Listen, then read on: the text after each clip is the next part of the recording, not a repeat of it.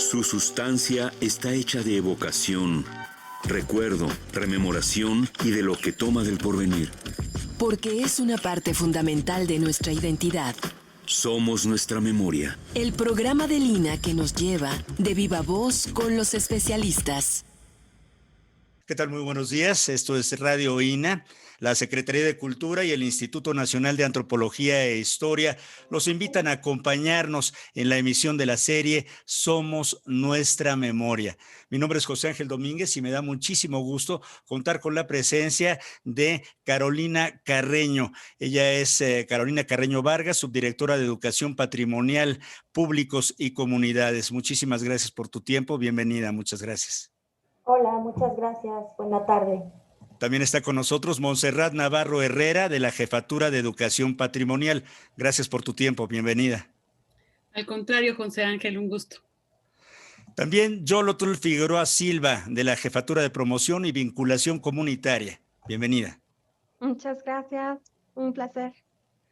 Bueno, pues tendremos la oportunidad de conversar y me es muy grato dirigirme a ustedes para hablar del tema perspectiva de género inclusiva y decolonial.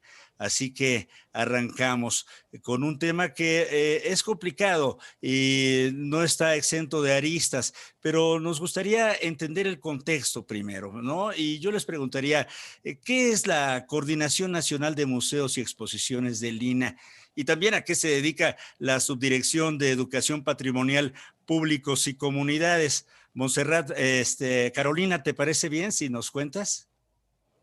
Sí, claro, pues mira, la Coordinación Nacional pues justamente se encarga de los museos y museos de sitio que están distribuidos en el país, que son un poquito más de 160 ya para este momento. Entonces, lo que hace la coordinación es atender y ver la manera de estar reforzando, fortaleciendo los museos que ya están conformados, pero también se encarga de programar exposiciones nacionales e internacionales.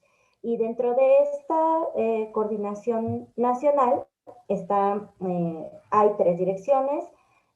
Una dirección técnica, que es a la que pertenece esta subdirección de Educación Patrimonial, Públicos y Comunidades.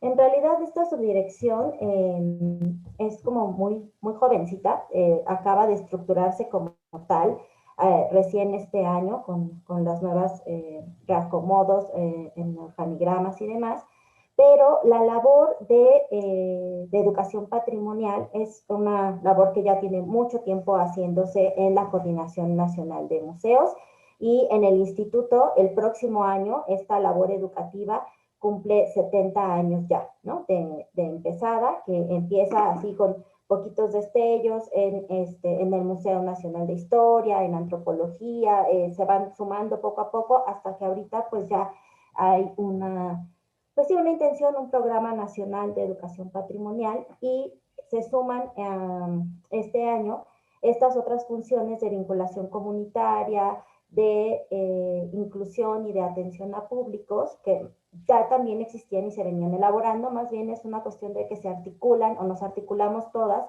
dentro de un programa que tiene como prioridad la atención a las personas visitantes. Y pues la intención también es la misma, o sea, digamos, la coordinación fortalece en cuanto a todos los ámbitos de la museografía y la museología, y esta jefatura se enfoca en esta subdirección, perdón, se enfoca en estos cuatro aspectos, que son la educación patrimonial, la inclusión, la vinculación comunitaria y la atención a públicos. Claro, qué interesante, porque cuando hablamos de educación patrimonial, tocamos muchos temas con un solo concepto, ¿no? El patrimonio, lo que es de los mexicanos, tiene que ver con la identidad, tiene que ver con los sitios, tiene que ver con las lenguas, tiene que ver con todo lo que somos. No sé si alguna de nuestras otras invitadas, Montserrat o Yolotul, quisiera añadir en torno a esto para complementar esta idea de la educación patrimonial, del por qué es tan importante esta educación. Gracias, José Ángel. Fíjate que has tocado un tema muy interesante e importante y me parece rector en la subdirección. porque estamos además, nos estamos repensando todo el tiempo y estamos analizando y reflexionando hacia lo interior para poder crear esta vinculación, digamos, mucho más honesta. No es que antes no lo fuera, sino coherente con los propios objetivos y lo que pretendemos en la subdirección.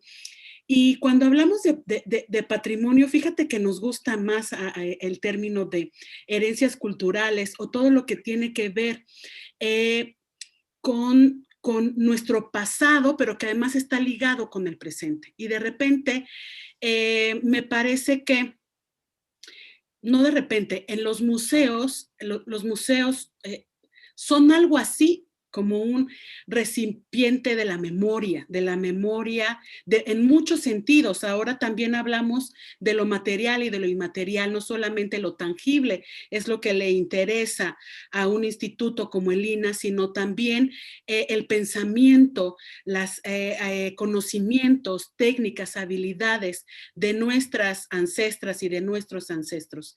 Entonces, por eso es que nos gusta más la palabra herencias culturales, aunque oficialmente es educación patrimonial, pero de lo que se trata es conectarnos y ya no ver esa historia como algo ajeno. ¿Qué tiene que ver conmigo? ¿Para qué me sirve? Y además que no se vea tampoco como una cuestión elitista. Por eso es que la educación patrimonial toca aspectos muy importantes como lo emotivo. No solamente se trata de dar información o de decir, este objeto lo encontramos en una excavación en tal fecha, sino ese objeto que tenía que ver con las personas que habitaban ese espacio, para qué lo utilizaban, por qué lo hicieron y por qué quedó enterrado ahí, ¿no? Es como indagar un poco más acerca de los objetos para, de alguna manera, conectarnos con ellos, conectar con esas herencias culturales. Pues hay gran cantidad de acervos, por ejemplo, ¿no? En la historia de nuestra cultura mexicana, en las diferentes historias que hemos vivido y transformaciones de nuestro México, como para pues dedicar una vida a reconocernos, ¿no? A ser mejores personas. Pero una de esas cuestiones importantes, y ya llegaremos al tema de los museos, que es como todo en este presente que nos ha tocado transformar, está siendo objeto de debate, de polémica, de análisis, de transformación. La pandemia ha venido a cambiar definitivamente todo lo que somos y cómo lo vemos, y los museos no están exentos. Mucha gente se pregunta sobre la pertinencia de los museos, y antes de entrar de lleno a lo de el género, lo de inclusivo, lo de decolonial, que es importantísimo, me gustaría que nos dijeras, Yolotl, si te parece, pues qué pasa con los museos, ¿no? ¿Qué sucedió con ellos durante este lapso? Y a futuro, pues esperemos que podamos otra vez disfrutarlos presencialmente, pero hay opciones desde otros puntos de vista, ¿no? ¿Qué nos dirías? Sí, así es. Creo que en estos tiempos los museos han demostrado que no solamente son un museo dentro de sus muros, sino que han podido rebasar estos muros y tocar a muchísimas personas, ya sea de manera digital o de manera real, ante todas las actividades que se han llevado a cabo, al menos dentro del Instituto Nacional de Antropología e Historia y en los museos de la red del INAH, han tocado los corazones de las personas en muchos espacios y no solamente en un lugar, ¿no? Muestra de ello es el intercambio de talleres que se ha llevado a cabo con algunos museos de la red del INAH, en donde, pues, aunque tú vivieras en y no supieras nada acerca de algún museo en otro estado de la República, podías tomar ese taller, ¿no? Cosa que no se podía hacer. Entonces, este proceso ha roto muchas barreras que normalmente se tenían en los museos y nos ha demostrado que el museo no solamente es ese espacio en donde puedes llegar a ver las piezas, en donde solamente la comunicación va hacia un sentido, sino que el museo realmente lo hacen las personas. Definitivamente, y las personas, bueno, pues sabemos una gran cantidad de personas, el gusto se rompen géneros, ¿no? Y nuestra gran herencia tiene que ver con, pues, raíces muy profundas, definitivamente. Pero una de estas cuestiones importantes y que está a debate en estos momentos, amigas, es esta cuestión de la perspectiva de género.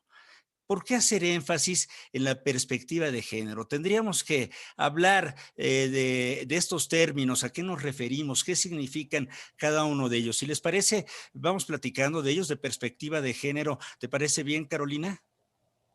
Sí, de acuerdo. Bueno, pues mira, ahora sí que cuando me preguntan eso, mi respuesta es así, muy cruda y tajante.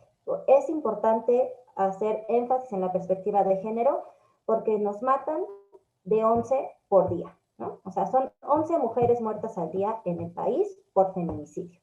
Por eso es importante incorporar la perspectiva de género en todos los rincones de trabajo, en todos los aspectos de nuestra vida, porque solamente así vamos a lograr transformar esta cultura de violencia hacia las mujeres. Esa es la relevancia básicamente, ¿no? Por eso es que también nosotras estamos tratando desde el observatorio que no solo, o sea, sí tomamos y nos sumamos al impulso del 8 de marzo, por ejemplo, ¿no? Del Día Internacional de la Mujer y todas las actividades, pero lo que estamos nosotras promoviendo es que haya una agenda feminista a lo largo de todo el año, aunque las cámaras y los medios estén únicamente sobre nosotras durante marzo o el mismo 8 o el 25 de noviembre, que es el Día Internacional para la Eliminación de la Violencia contra las Mujeres. Y cuando hablamos de perspectiva de género, lo que hablamos es de poder adquirir herramientas de análisis que nos permitan identificar las diferencias entre hombres y mujeres que se transforman en desigualdades, que terminan en discriminaciones y finalmente se cristalizan en violencias. Entonces, de eso es de lo que se trata, poder ir adquiriendo estas herramientas para poder notar y darnos cuenta de estas pues, actitudes, acciones que tenemos ya tan normalizadas que muchas veces las pasamos desapercibidas. Definitivamente esta cuestión de la norma heteropatriarcal está absolutamente impregnada en nuestro, espero que no, pero en nuestro ADN, ¿no? En nuestras cuestiones culturales, y de la deconstrucción seguramente tomará mucho tiempo o tomará tiempo, hay que insistir en ella, no es un proceso fácil, ¿no? Con las personas que yo he tenido oportunidad de platicar, pues han reflexionado en torno a eso, pero tiene que ser inclusiva y tiene que ser decolonial también, que son términos que luego resultan un tanto cuanto complejos para la mayoría de las personas. No sé si Montserrat o Yorotl quisieran hablar en torno a estos términos. La perspectiva de género nos queda más o menos clara, ¿no? El 52% o más de la población de este país y del mundo son mujeres, y desde luego que esta inequidad histórica que vemos tiene que ser transformada y tiene que alcanzar pues otros niveles de equidad, por supuesto, ¿no? Ese es mi punto personal de vista, pero sí hay que analizar estos términos, ¿no? Inclusiva. ¿Quién dice yo, Montserrat? Sí. Ser inclusivos, fíjate que podemos decir, hombre, es que yo soy tan buena onda que soy inclusiva, yo quiero a todo el mundo, pero va más allá de una apariencia, de una moda, ¿sabes? Tiene que ver con aceptar al otro y a la otra. Y eso es altamente complejo porque es un ejercicio de respeto, de conocimiento, de empatía. Y eso resulta difícil cuando desconoces los contextos o cuando desconoces de lo que se está hablando. La inclusión no solamente tiene que ver con personas con discapacidad, estamos hablando de inclusión de grupos minoritarios, que además ya nombrarlos así como grupos minoritarios es como decir, híjole, pues como los que importan poquito, pero justamente lo que tratamos es que sea todo lo contrario, ¿no?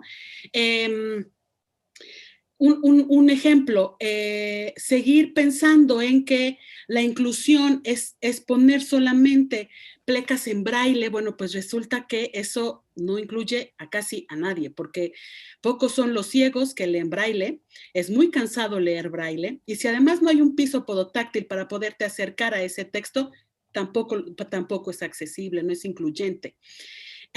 Alguna vez, bueno, he tenido la gran fortuna de participar en varios proyectos sobre la inclusión y la accesibilidad, y hay una frase muy importante que es nada sin ellos, ¿no? Cualquier proyecto que se haga para ser incluyente tiene que incluir a las personas y preguntarles qué es lo que quieren, así como existen estudios de público para saber cuáles son los intereses de adultos, de jóvenes, de niños, de amas de casa. Bueno, pues también preguntemos qué quieren y qué necesitan las y los demás. Entonces, incluir es incluso tratar no solamente de invitar, sino de que estén incluso aquellos que no conoces y que desconoces. O sea, por eso te digo que la inclusión es muy compleja. No basta con poner un letrero, no basta con decir yo no discrimino, que ese es otro tema, ¿no? Porque también, bueno, en nuestro país y en el mundo eso es muy complejo. Entonces, también me parece que la empatía en ese sentido, la empatía es muy importante y es una de las cosas más difíciles que se hacen, dejar de ver al otro con paternalismo, ¿no? Así de pobrecito, el angelito, el que no puede, o con miedo. Híjole, es que nunca en la vida había estado frente a una persona con estas características. Desde ahí ya hay un problema.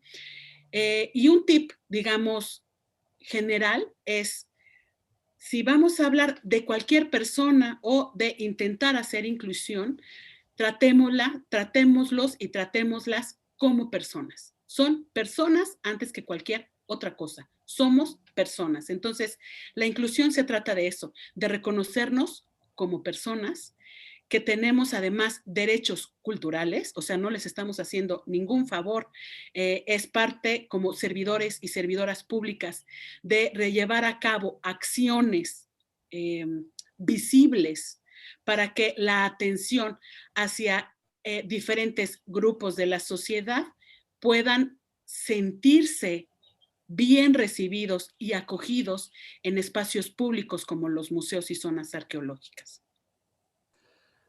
Pues muy bien, sí, personas antes que cualquier otra etiqueta, y luego somos muy dados a etiquetar a los demás, sobre todo a las otras personas. Hablamos entonces de perspectiva de género, de que tiene que ser inclusiva, de que tenemos que pensarnos como personas, pero también de colonial. ¿Quisieras abundar en este término, Yolotl? Bueno, una mirada decolonial, pues tiene que ver mucho con buscar todos estos colonialismos que se tienen en nosotros, no solamente en el sistema que nos ha mostrado justamente pues esto a través de la colonia, sino que también tenemos varias cosas que se encuentran intrínsecamente ligadas a nuestras formas de pensar, de hacer, de exponer en los museos una mirada diferente a la colonial. Entonces, empezamos a hablar desde la parte académica eurocentrista, que ha sido la que nos ha enseñado y ha desenvuelto todos los procesos científicos que tenemos a nuestro alcance en el momento y que nos muestra pues esa mirada, ¿no? Entonces, el descolonizarnos es darnos la apertura a otros saberes, a otros tipos de, no solo de saberes, sino también de enseñanzas, de aprendizajes, de costumbres, de visiones, de todo este repertorio inimaginable que tenemos de riqueza ya originaria dentro de nuestras raíces. Entonces, cuando hablamos, por ejemplo, no hablamos de comunidades nosotros indígenas, sino hablamos de poblaciones originarias, ¿no? De pueblos originarios que vivieron aquí porque no queremos ser nombrados de afuera hacia adentro. Entonces tenemos que ir construyendo y deconstruyéndonos con esta perspectiva. Pues menuda tarea la que nos espera a todas y a todos, por supuesto, para alcanzar o empezar a desbrozar el camino, un camino que sea más equitativo, que contemple, por supuesto, la perspectiva de género, que sea inclusivo, que sea decolonial. Los museos tendrían mucho que ver en esto, la educación, desde luego. Pero ¿qué les parece si platicamos un poco en torno a los programas, a los proyectos que son estos ejes transversales de la Subdirección de Educación Patrimonial, Públicos y Comunidades? Y entiendo que hay un seminario de la función educativa, se llama Diversidad Lingüística y Descolonización. ¿Qué nos dicen al respecto? ¿Quién toma la palabra? Bueno, no sé si Monse quieras platicar. Montserrat, adelante. Sí, perdón, sobre el seminario, ¿cierto? Sí, claro. Pues mira, este seminario es muy especial para nosotras porque además vamos a invitar a los promotores culturales de la Ciudad de México para que participen con nosotras, para que se sumen a este ejercicio de reflexión. El seminario de este año, como bien le dice, se llama Diversidad Lingüística en México y Decolonialidad. Y lo que pretendemos es hacer un ejercicio reflexivo de manera muy general y en contacto además con las y los educadores de los museos. Entonces, los seminarios se hacen el último lunes de cada mes y vamos a arrancar ya muy pronto, así que por favor agéndenlo. Tiene una duración de 2 horas, es cortito, pero además vamos a tener 4 sesiones más, es decir, acabaremos el 30 de agosto. Y como ya les decía, Promotores Culturales va a estar con nosotros para que ofrezcamos un panorama general sobre la diversidad cultural y lingüística de algunas culturas originarias y comunidades originarias en México. Porque además también somos conscientes que comunidades no solamente se refiere a las poblaciones indígenas, sino que hay diferentes tipos de comunidades. Así que esto solo es una, digamos, primera parte de la reflexión. Y hacia lo decolonial, lo que intentamos es reflexionar de manera muy general, porque solo será una sesión, es la última del seminario, estos temas de los que ha estado hablando Yolo, digamos, de la secuela colonial que seguimos cargando, que no solamente tiene que ver con cómo actuamos digamos, hacia lo educativo o hacia la educación, sino que atraviesa todos los sentidos de la vida, incluso el médico, lo político, lo social, lo religioso, ¿no? Entonces, lo decolonial es un aspecto que todos vivimos, que todos y todas reproducimos y que además está muy ligado a los otros ejes transversales de esta subdirección, que es la inclusión y la perspectiva de género, porque lo colonial es machista, lo colonial es heteropatriarcal. Entonces, digamos que son temas que se enlazan y también hablar que desde este sentido hablamos de posturas, ahora se me fue la palabra, pero son posturas alguien ayúdenme por favor, que tiene que ver con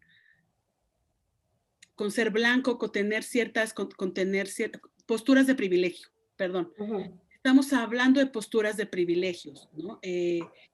Las que estamos aquí, los que estamos acá, tenemos posturas de privilegio y entonces de lo que se trata es reflexionar sobre lo que de repente también hacemos en los museos. Hablamos sobre comunidades indígenas que aparecen entre unas vitrinas, ¿no? Y las realidades que están fuera de estas, de de estas instituciones son distintas, ¿no? Cuando en muchas ocasiones no reconocemos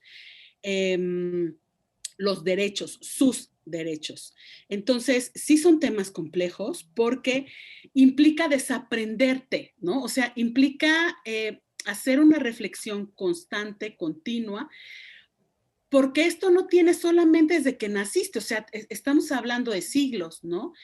Estamos hablando de que incluso en ciertas épocas se decía, los blancos es igual a inteligencia, los negros es igual a tontería, y entonces yo soy blanca y te tengo que explicar cómo vivir porque tú no tienes las capacidades para hacerlo.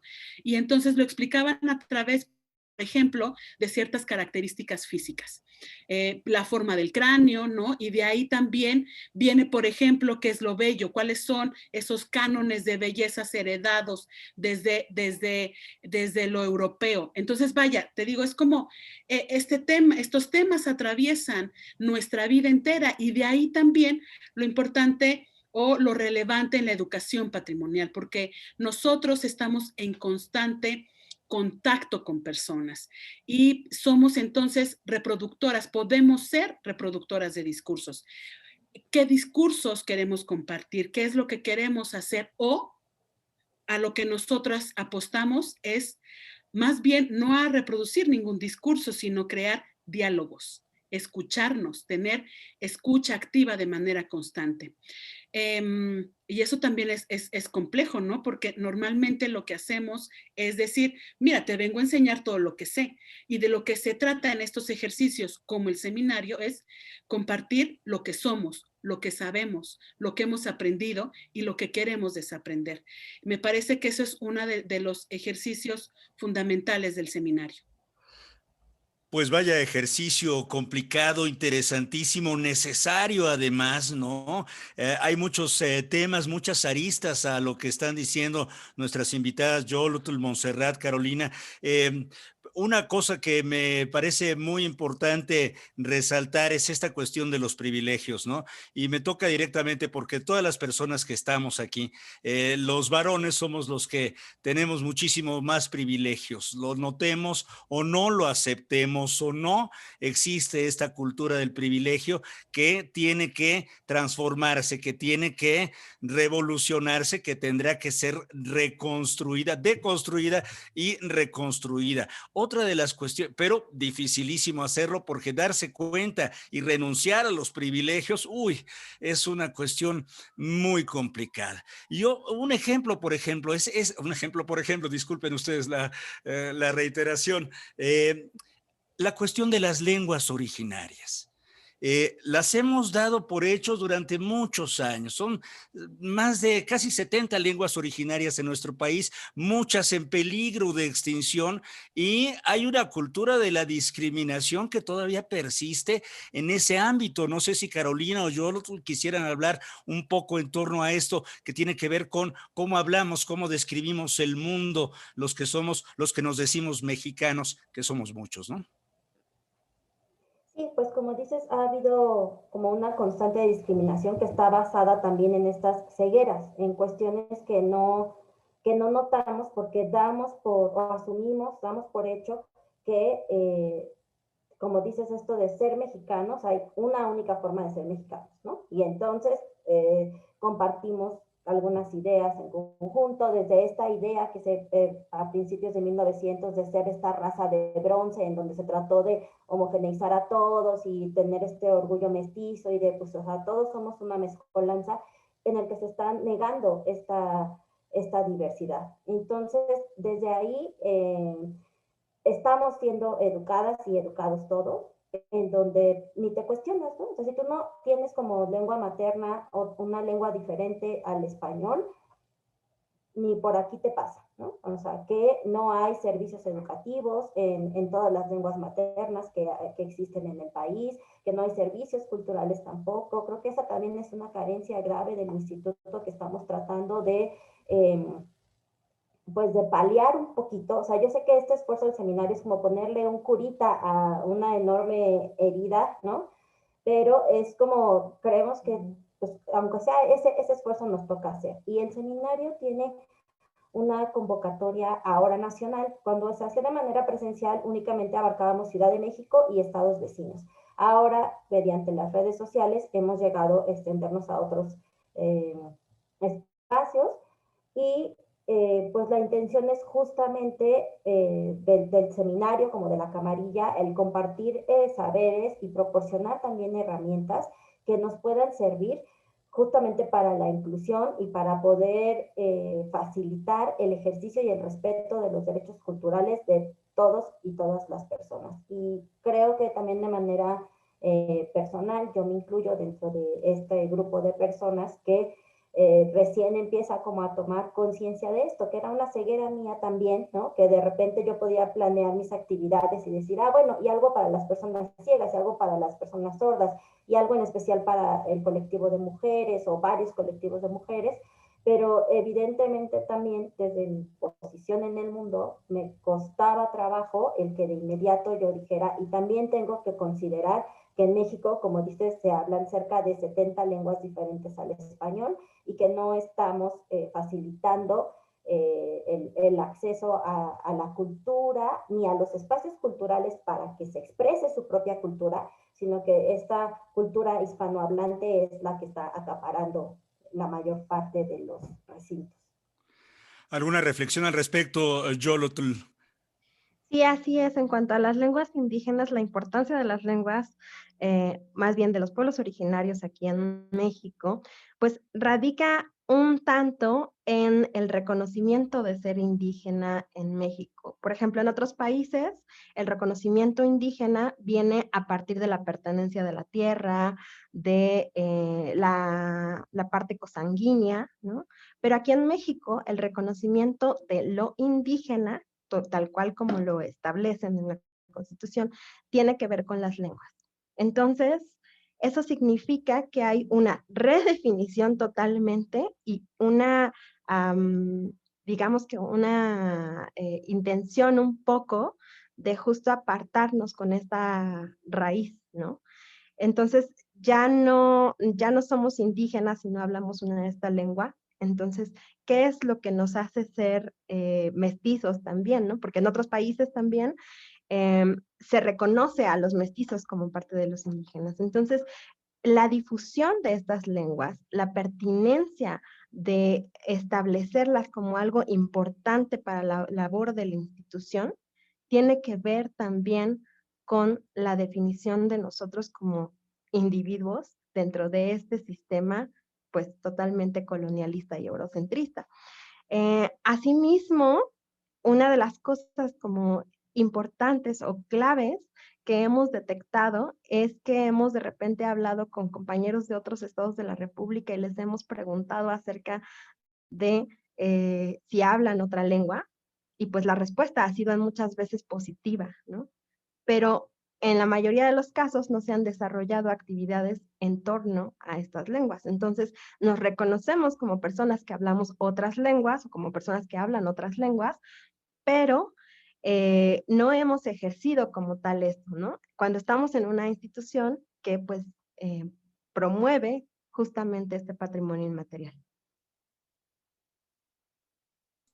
Muchísimas gracias por esta pertinente comentario. Les recordamos que es el programa Somos Nuestra Memoria. El tema en esta ocasión es perspectiva de género, inclusiva y decolonial. Y tenemos mucho gusto en escuchar a nuestras invitadas. Son Carolina Carreño Vargas, ella es subdirectora de Educación Patrimonial, Públicos y Comunidades. Montserrat Navarro Herrera, de la Jefatura de Educación Patrimonial. Y también Yolotl Figueroa Silva, de la Jefatura de Promoción y Vinculación comunitaria.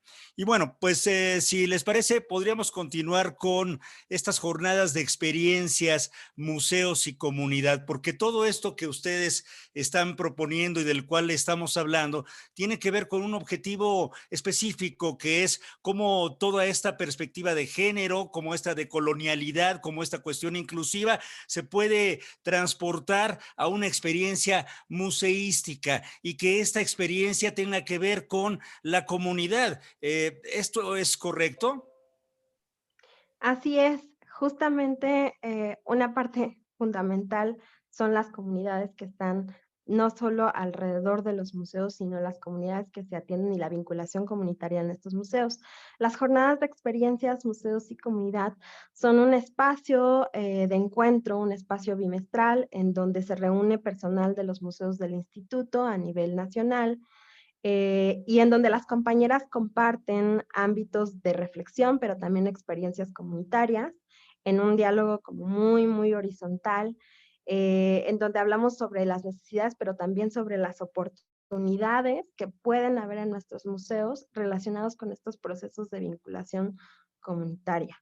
Entonces, creemos que si todos y todas nos acercamos de diferentes maneras a las comunidades, podemos acercarnos un poco a la visión de qué es la comunidad para los museos del instituto, cuál es el propósito de hacer estos vínculos comunitarios y cuáles son las necesidades y oportunidades que se pueden establecer a partir de ellas. ¿Alguien quisiera complementar esta propuesta, esta experiencias, museos y comunidad? ¿Cuáles son las expectativas? ¿Qué tendría que ver un niño? ¿Qué tendría que moverle a un ama de casa? Porque luego hay poblaciones que están un tanto cuanto ajenas de estas experiencias museísticas. No sé cuál sea su punto de vista, Montserrat. Sí, gracias, José Ángel. Fíjate que un poco para complementar lo que dice mi compañera y lo que preguntas, creo que hay una diferencia en trabajar para una comunidad, trabajar con la comunidad o trabajar en comunidad. En ese sentido, el instituto me parece de manera incluso desde lo legislativo, vaya, desde su ley orgánica, está obligado este instituto a atender a las comunidades. Pero eso es distinto a hacer proyectos con la comunidad, que eso me parece es de lo que se trata en estas jornadas.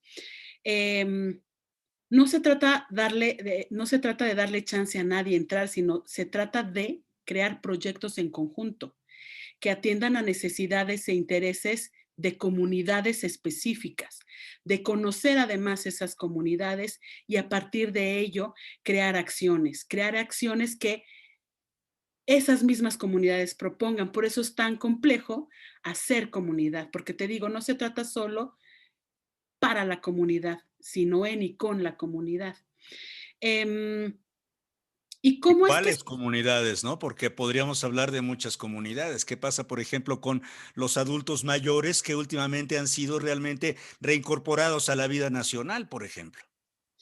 que, por ejemplo, justo lo que tú estás diciendo, en época de pandemia, los adultos mayores se les complica acceder a herramientas digitales, a ciertas plataformas. Entonces, ¿qué ocurre con ellos?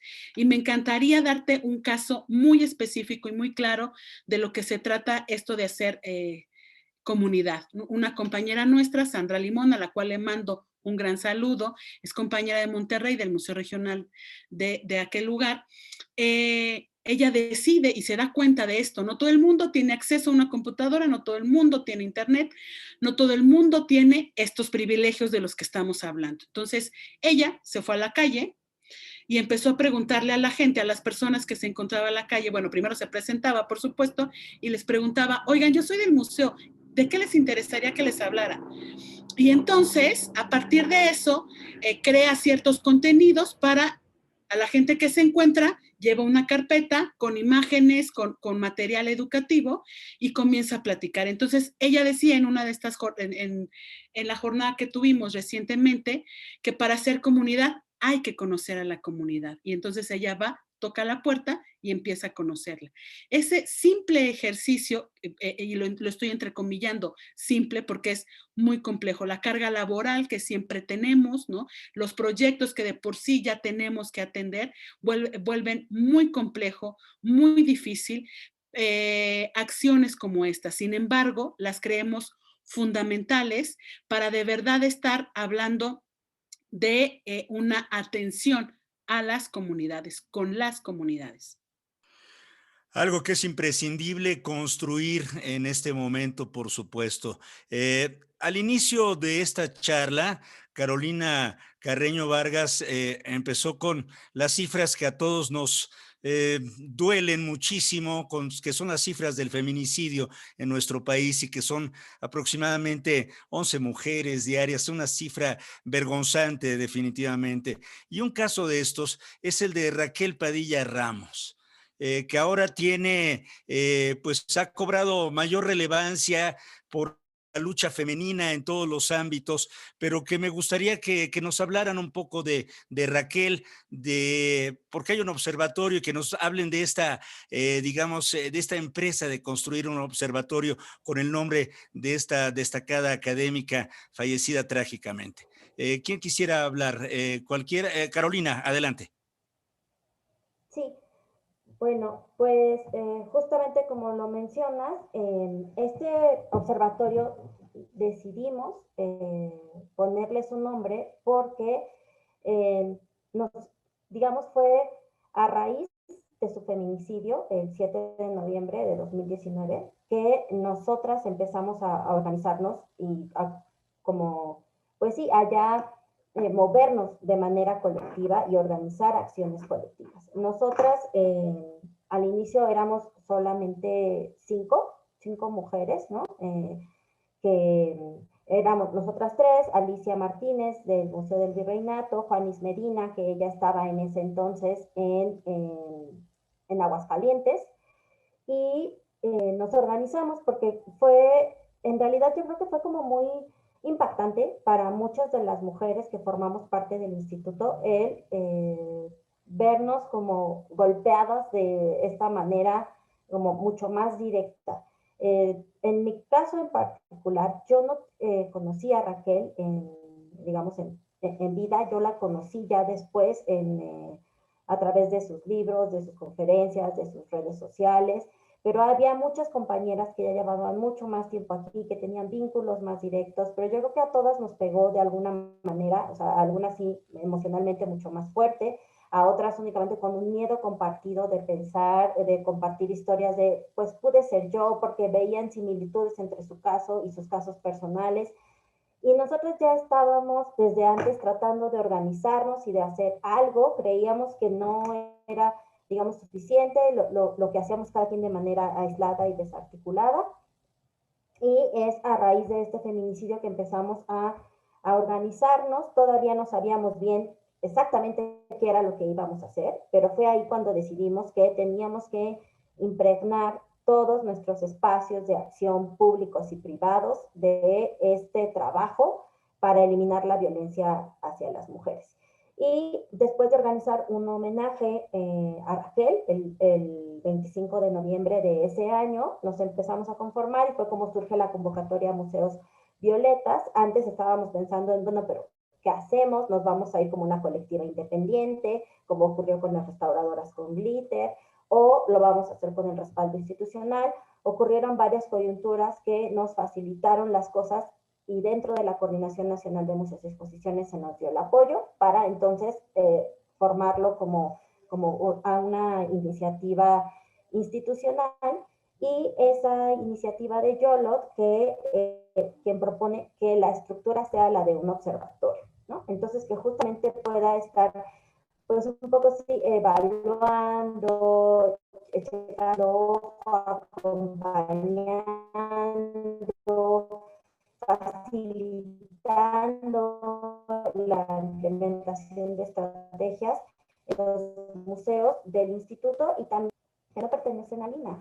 Y pues bueno, organizamos y como adoptamos el nombre de nuestra compañera para, digamos, en cierta medida, hacerle también un homenaje, porque también ella era una luchadora social, defensora del pueblo yaqui, de las mujeres yaquis, de las mujeres en general. Entonces, creemos que es una parte también de continuar su legado, y yo sí lo veo en gran medida de saldar la deuda. O sea, yo sí siento que tengo una deuda con ella, con todas las mujeres que ya no están, y que necesitamos ir cubriendo esa deuda para que no haya más casos así. Pues ojalá y así fuera, y ojalá todos nos pudiéramos unir en este tipo de trabajos, de observatorios. ¿Qué es lo que hace exactamente este observatorio, Yolotl? ¿Qué es lo que va a observar? ¿Qué es lo que va a cuantificar, a medir y a denunciar en su caso? Bueno, el Observatorio Raquel Padilla, pues sí surge justamente de las mujeres trabajadoras, ¿no? De los museos. Entonces, la intención de observar tiene que ver con que en nuestros espacios en donde ya cotidianamente transitamos, podemos ver la falta de visibilización de las mujeres en estos lugares. Entonces, podemos ver que en las exposiciones puede haber una sola mujer en toda la exposición, cuando sí existieron mujeres que estuvieron participando en la independencia, en la revolución, en las mujeres que se encontraban en un gran papel en la época prehispánica, pero aún así se habla la historia del hombre o de la historia. Entonces, todas estas experiencias que empezamos a visualizar las mujeres dentro de nuestros espacios cotidianos, pues tenemos la intención no solo de cambiarla, sino también justamente de crear un espacio en donde se pudiera diagnosticar de alguna manera u otra cómo estaba abordando el museo a través de su narrativa, a través de su temática, el tema de las mujeres, y si no existía el tema y si no existían mujeres, pues entonces evidenciar a través de actividades educativas. Entonces, básicamente lo que llegamos a hacer es tenemos varios programas, pero uno de ellos, por ejemplo, es el desmontaje de violencias, en donde buscamos una pieza en nuestro museo y si encontramos una pieza que evidencie la violencia sistémica hacia la mujer o varios tipos de violencia hacia las mujeres, lo mostramos y lo nombramos y lo decimos. Pero si no encontramos una pieza que nos muestre eso explícitamente, podemos tomar una pieza que nos dé pretexto a hablar justamente de las violencias que se ejercen, así sea violencias simbólicas, por ejemplo, mostrar a las mujeres como solamente las madres abnegadas o como las esposas de las personas, Josefa Ortiz de Domínguez, ¿no? Cuando pues sabemos, ¿no? Por muchas fuentes, que justamente el Domínguez fue quien encerró a la señorita Josefa, ¿no? A la señora Josefa para esto, ¿no? Entonces, son todas estas puntualizaciones que hemos visto las mujeres trabajadoras desde nuestros espacios, lo que nos hace buscar que el observatorio no solamente sea un espacio en donde se busca la perspectiva de género e incluirla, ¿no? En los museos, sino también observar y vigilar todo esto. Ya, pues un observatorio que tendrá mucho trabajo que hacer, pero yo soy optimista, no sé cómo lo vean ustedes en ese sentido de reivindicar la acción, la historia nacional y de ciertos personajes o ciertas mujeres que han sido fundamentales en la construcción de lo que ahora es el México moderno. Creo que tiene que estudiarse mucho más, desde luego, ¿no? Que venir a esa información llegar a las escuelas, por supuesto, y reivindicar de alguna manera, Montserrat, el papel de las mujeres en todos los procesos de transformación de esta sociedad mexicana. No sé cuál sea tu punto de vista. Por supuesto. Lo que estás mencionando es un ejercicio muy complejo porque no solamente tiene que ver con una institución como la escuela, sino que tiene que ver con la vida de las personas, ¿no? Yo hablaba cuando mencionaba sobre lo de colonial, que eso atraviesa todos nuestros aspectos en la vida, lo mismo estos otros temas, ¿no? La vida cotidiana, cómo las mujeres seguimos asumiendo ciertos roles como únicos y como algo que no puede cambiar, ¿no? De repente es muy común decir, ay, pero las mujeres también son machistas, ¿no? Como si tuviéramos la culpa de seguir reproduciendo este tipo de pensamiento y de ideología. Sin embargo, es que fuimos educadas bajo estas características y entonces es muy complejo quitarse esas telarañas, dejar estas formas de hacer y de pensar. Entonces, se trata dejar de echarnos la culpa por vestir de cierta manera, por hablar de cierta forma, por expresarnos, por actuar, por decir, vaya, lo que pretendemos es eso, esos roles tan arraigados que de repente tenemos y asumimos como los que son, pues vayamos reconociendo que no se trata solamente de eso. Desde luego. Y Carolina, tenías ahí alguna acotación que hacer, ¿verdad? Adelante, por favor. Sí, porque más bien lo que yo quería hacer es un poco compartir tu optimismo con respecto al trabajo que hemos venido haciendo, porque si bien te mencioné al inicio, empezamos siendo solamente 5 mujeres, compañeras educadoras de museos, en noviembre, ¿no? O sea, para febrero ya habíamos 22 compañeras que estábamos organizadas para poder lanzar una convocatoria en marzo, y en lo que va de este poquito más de un año de trabajo, hemos estado recibiendo a lo mejor colaboraciones, algunas más permanentes y otras solamente para proyectos muy puntuales de, no sé, 50 mujeres en el país, y además de diferentes profesiones. O sea, ahorita puedo decir que en el observatorio colaboran intérpretes de lenguas de señas mexicanas, arqueólogas, historiadoras, antropólogas. Yo creo que básicamente psicólogas, pedagogas, o sea, cualquier disciplina que se te pueda ocurrir, seguramente estará incluida dentro de las mujeres que participan en el observatorio, y seguimos creciendo. Hicimos una convocatoria ciudadana que también nos abrió así el panorama de la mujer que es museógrafa, diseñadora industrial, carpintera, la que dice yo me identifico como abuela y por eso quise venir a trabajar, ¿no? Y que han estado, respondieron 70 mujeres a esa convocatoria, salieron 4 prototipos que ya se empezaron a implementar, ya tuvimos las primeras reuniones de trabajo con 5 museos en el país que los están adoptando, que son 2 diagnósticos, ¿no? O sea, 2 prototipos de diagnóstico para exposiciones con perspectiva de género, el prototipo de lactar en libertad con el museo, que también ha sido una problemática constante, esta censura o discriminación hacia las madres lactantes a la hora de tener acceso a los espacios culturales, y el otro que tiene que ver con la divulgación significativa con perspectiva de género. Entonces creo que sí hemos podido ir avanzando y creciendo. Estamos plantadas en la realidad y conscientes de que esta violencia es un problema estructural al que le vamos a hacer cosquillas y a quitarle 2 o 3 pelitos, pero creo que es bastante importante el trabajo que hemos logrado hacer a nivel de nuestra comunidad de compañeras de Lina cercanas y de mujeres interesadas en museos, ya sea desde la postura de quienes los visitan hasta de quienes trabajan ahí en todas las funciones imaginables. Y de pelito en pelito lo dejaremos calvito, ¿no? Pienso yo.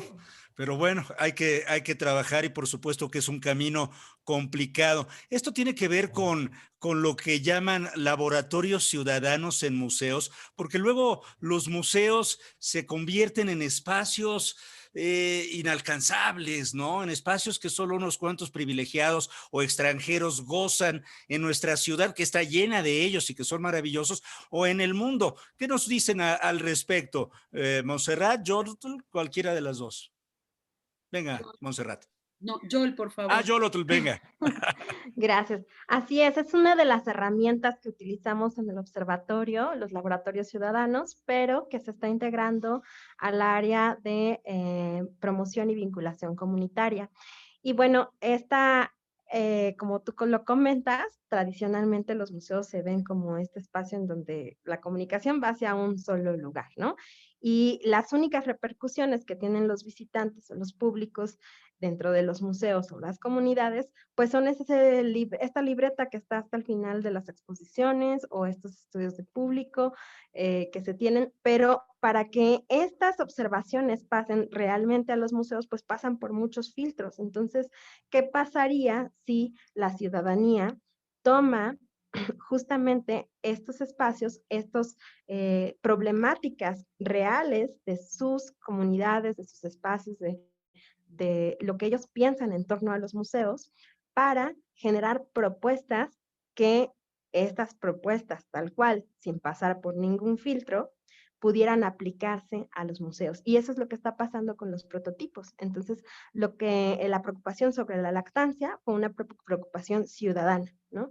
Entonces, estas mujeres, a través de los laboratorios ciudadanos, realizaron reflexiones, experimentación, prototipado y generaron justamente este prototipo. En este sentido, pues los laboratorios ciudadanos responden a esta constante búsqueda de acortar la brecha entre las personas y las dinámicas en los museos, y pues son un espacio ideal para los museos y para la experimentación de estos proyectos, sin que las personas que nos encontramos inmersos en todo este bagaje, en todo este conocimiento a lo mejor académico y todo eso, tengamos que intervenir directamente en sus proyectos. Entonces, se abre el espacio de los museos para tratar problemáticas de las personas y que los museos se vuelvan un espacio no estático, ¿no? Sino un espacio social, un espacio en donde las personas puedan hacer y cumplir, bueno, sus proyectos y sus ideas, ¿no? Pues suena maravilloso, suena lo que debería haber sido siempre un museo, ¿no? Que son asombrosos y que han sido a lo largo de la historia de la humanidad extraordinarios espacios del conocimiento y de la transmisión de las ideas, desde luego, ¿no? Pero yo quisiera que también, ya tenemos muy poco tiempo, aproximadamente 5 minutos, y de esta charla que me parece muy productiva, pero que nos contaran en torno a las camarillas de experiencias educativas. ¿Qué es esta actividad y cuáles son los resultados? ¿Hay un alcance a nivel continental inclusive, me han comentado? ¿Quién dice yo? Montserrat, venga. Las camarillas educativas, de experiencias educativas, el título me parece bello de por sí. Fue una iniciativa que comenzó en 1992 con compañeras a las cuales queremos mucho, respetamos muchos y les tenemos mucha admiración. Y de lo que se trata, su idea era hacer un encuentro de camaradas para platicar, para intercambiar, para reflexionar, para pensarse. Y este encuentro de camaradas, afortunadamente, ya está a punto de tener su 21ª reunión, ¿no? Entonces, estamos muy contentas porque me parece que los y las educadoras de museo, una de nuestras características, y perdón que me ponga a autohalagarnos, pero una de las cosas que nos caracteriza es, no sé si me equivoque, compañeras, pero es el desprendimiento. O sea, es como un ejercicio de compartir honestamente, de compartir sin pensar, híjole, no le voy a decir porque qué tal si me gana la idea. Al contrario, es reproduzcámosles. Es como esto que estaba hablando yo, de la laboratoria. Empezó como un programa educativo colegiado para compartir. Y en ese compartir, pues hemos tenido muchas, muchas, muchas aventuras, ¿no? Es un ejercicio que comenzó teniendo sedes, ¿no? En ciertos estados, porque también la idea era descentralizar los proyectos o los ejercicios de reflexión. Entonces, se tomaban sedes de diferentes estados y la verdad es que se ha convertido como en una especie de festejo, como en una gran celebración donde todas y todos nos vemos por lo menos una vez al año y hacemos lo imposible para acudir, ¿no? Y hacemos lo imposible para que estas continúen, porque en el contexto de la pandemia pensamos en que, híjole, es que pues ya no vamos a ir a ese lugar, ¿no? Ya no nos vamos a ver las caras. Y resultó impresionante, porque incluso antes de la pandemia, cuando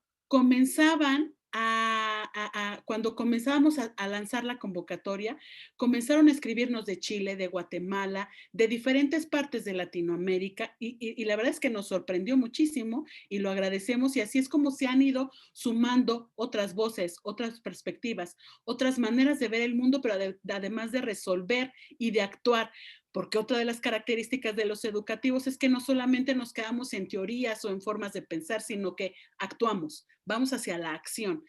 Y en esa acción también vamos aprendiendo muchísimo. Entonces, de lo que se trata en las camarillas es de compartir, oye, ¿cómo te fue? ¿Te fue bien? ¿Te fue mal? ¿En qué la regaste? ¿Qué es lo que sí volverías a hacer y qué no? Y después, ya con la pandemia, bueno, pues este ejercicio se fue aumentando y va llegando a más y a más países, ¿no? Lugares como Ecuador y seguramente lugares que no hemos... que no tenemos tan contabilizados y tan presentes porque se hacen transmisiones en vivo, se hacen transmisiones en vivo por Facebook. Entonces, ustedes saben que esta clase de plataformas nos permiten llegar a mucho más personas, traspasar fronteras y normalmente en estas camarillas de experiencias hay conferencias y talleres, ¿no? Porque lo importante es eso, compartir, tallerear, ser Claro. cercanas y cercanos. Claro. Oye, a lo mejor los problemas son compartidos en muchos lugares de América y del mundo, pero las soluciones pueden ser variadas según la óptica, según la aproximación, Yolotl, ¿no? También está eso. Así es, justamente creo que una de las características principales de la camarilla y que lo que la ha hecho nutrirse y hacerse cada vez más rica es que personal de muchos museos, no nada más del instituto, ha atendido a la camarilla, ha participado en la camarilla, ha dado talleres en la camarilla. Personas de todo el mundo nos han visitado, sobre todo evidentemente este año anterior, pero también desde el 2019 ya teníamos ¿no? a personas de Chile viniendo, de Guatemala, de varios lugares del mundo que en mi experiencia particular es una de las cosas más ricas que puede haber para este tipo de eventos. Sensacional. Les pregunto finalmente, ya para concluir esta charla que me ha dado muchísimo gusto tener con ustedes, ¿hay alguna bibliografía para las personas que estamos interesadas en estos temas que pudiéramos consultar alguna fuente o enterarnos más de estos temas, de lo que está haciendo el Instituto Nacional de Antropología e Historia en relación con la perspectiva de género, con la igualdad, con la equidad, con todo esto que hemos platicado en esta oportunidad? Sí, claro. Pues bueno, yo de entrada, ahora sí que autopromocionándonos, y yo les recomendaría, y que es como una introducción también, es un texto muy, pues muy práctico, muy breve, trata de ser muy conciso, que son las guías que se publican en cada convocatoria de museos violetas o de museos naranjas, que las pueden descargar de la página del INA. Ahí, si van a www.ina.gov.mx, aparecerá en el carrusel de anuncios el banner, el cartelito de Museos Violetas. Si le dan clic ahí, pueden tener acceso directo a la guía de Museos Violetas, y también está la de Naranjas del año pasado, que sintetiza los conceptos básicos sobre la perspectiva de género y cómo incorporar este enfoque a las actividades de museos. Hay para educadoras y educadores de museos, y otra que es también para visitantes. Y también pueden escribirnos a nuestros correos, ¿no? Que los institucionales, pues todos son nombre-apellido, entonces sería carolina-carreno@ina.gov.mx, y ahí también pueden solicitar más información. Y fuera de eso, pues también hay otros elementos se han hecho en otras partes del mundo, y a mí el que se me hace también como muy completo y facilito de lectura es la guía para la incorporación del enfoque de género en museos, que edita el DIVAM de Chile, y lo pueden googlear, está disponible en PDF en línea. Y pues bueno, hay muchos otros títulos como Feminismo para principiantes de Nuria Varela, o No se puede descolonizar sin despatriarcalizar, de María Galindo, que es una feminista de Bolivia, que también ha escrito mucho sobre este tema. Bueno, así podría mencionar muchísimos, ¿no? Pero Hay igual si se información. ponen, sí, hay información, si se ponen en contacto con cualquiera de nosotras, pues ya les podremos ampliar lo que sea de su interés. Excelente, enhorabuena. En 30 segunditos, Montserrat, ¿cómo te despides? Te agradezco muchísimo por tu tiempo y por tu claridad. Al contrario, muchísimas gracias por la invitación. Esperemos que además se involucren en las acciones que estamos haciendo, que es lo principal. Las y los invitamos a que se sumen al seminario de la función educativa de los museos. Búsquenos como así, tal cual, la función educativa de los museos en Facebook. Se hacen ahí las transmisiones y además se enlazan también con el Facebook del instituto, el Facebook oficial. Asimismo estamos Observatorio Raquel Padilla Ramos en Facebook y Camarilla de Experiencias Educativas. Somos además conscientes de que esto tiene que ser libre, contenido libre y accesible y, para todas y para todos. Así que agradezco muchísimo la invitación, me la he pasado muy bien con ustedes. Muchísimas gracias, un placer de verdad. Yolotl, ¿cómo te despides? Muchas gracias por tu tiempo. Pues agradeciendo, no al contrario, agradeciendo este espacio para abrir un poco las experiencias que llevamos a cabo y las cosas que se han llevado a cabo desde las áreas educativas de los museos desde hace ya 70 años. Y yo nada más quería comentar que las guías violetas, puedes buscarlas así, guías museos violetas, la googleas y ya te aparece, guías museos naranjas y te aparece automáticamente. Eso era lo último. Muchísimas gracias. La ciudad se viste de violeta en esta primavera, no solo por las jacarandas, sino por la labor de las mujeres aguerridas como ustedes. Muchísimas gracias por su tiempo. Ha sido de verdad un placer. De esta manera, su amigo José Ángel Domínguez, a nombre de Radio INA, doy por terminada esta emisión que fue posible gracias a la generosa participación de Carolina Carreño, de Montserrat Navarro y de Yolotl Figueroa. Muchísimas gracias a todos nuestros radioescuchas por su atención.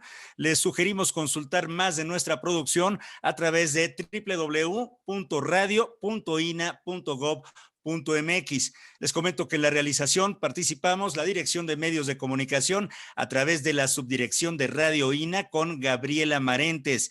En la producción y grabación, Emanibaldo Morales, la edición a cargo de Rubén Martínez, el apoyo de Marta Hernández, Paula Abedoy y Jerónimo Cuevas. Hasta muy pronto. Las opiniones y comentarios aquí expresados son de entera responsabilidad de quienes proporcionan la información y no representan necesariamente las opiniones de Radio INA ni comprometen el pensamiento editorial del Instituto Nacional de Antropología e Historia.